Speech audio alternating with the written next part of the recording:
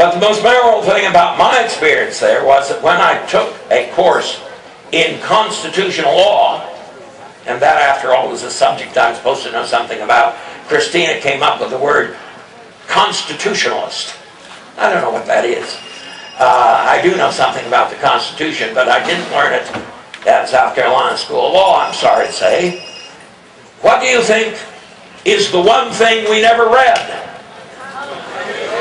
Oh, gee, how'd you figure that out? We never read the Constitution, and ever since that, I've been asking lawyers. I haven't asked every lawyer I've ever met, you understand, but I have asked a good number of lawyers whether they read the Constitution in their constitutional law class. And all but one have said no. And you can see their eyes sort of do a double take when they realize for the first time in 35 or 40 years that they didn't read the Constitution during constitutional law class. Well, now, I hope some of you, I hope all of you, will come Monday night to the constitutional law seminar I'm going to give, and I'll talk a lot more about this. But the reason you don't have to read the Constitution in constitutional law is simple. Constitutional law ain't got nothing to do with the Constitution. Now, I don't want to go off on a constitutional law lecture here, but let me tell you that all constitutional law goes back to a single case, Marbury versus Madison. The court itself declared in its opinion that they had no jurisdiction over the subject matter. And yet now, if you have no jurisdiction over the subject matter, I'm telling you as a lawyer, there is no decision, period. But that decision is quoted even today as the justification for their meddling in what the Constitution means.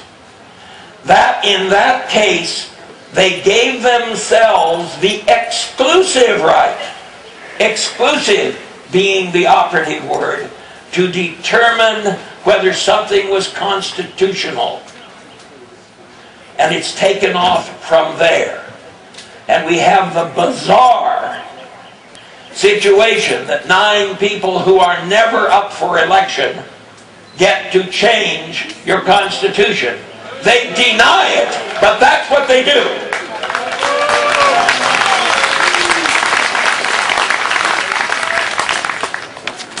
Now, I've got so many things to talk about that I'm not quite sure where to begin, but I can tell you somewhere my little copy of the Constitution fell out of my pocket. Does anybody have one of those little things that the Heritage Foundation put out? It's in my... Oh, thank you so much. That's the trouble with having more than one pocket and having gone to law school. You just...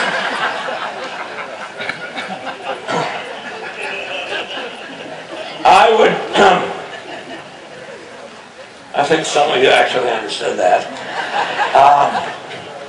You've had experience with lawyers, I take it?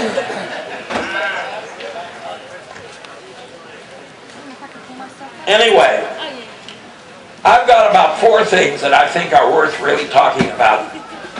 One, which is not in this little book, has to do with what the government is right now doing.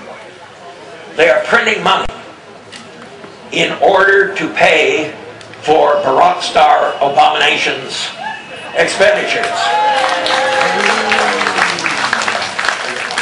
And what is printing money but a tax on you? Now, you all understand that? Why inflation is a tax on you? The government gets to use that new money and get 100 cents on the dollar, because what they do is to buy up the pieces of paper that represent debt. So if it's a $1,000 bond, they pay $1,000 new dollars, of course not worth that, but they pay $1,000 and they get 100 cents on the dollar.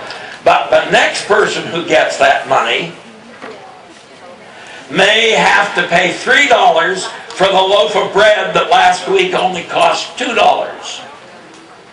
Your salary doesn't go up to compensate you for that. But the value of your money goes down, and that represents a tax. And this clown knows perfectly well that that's a tax.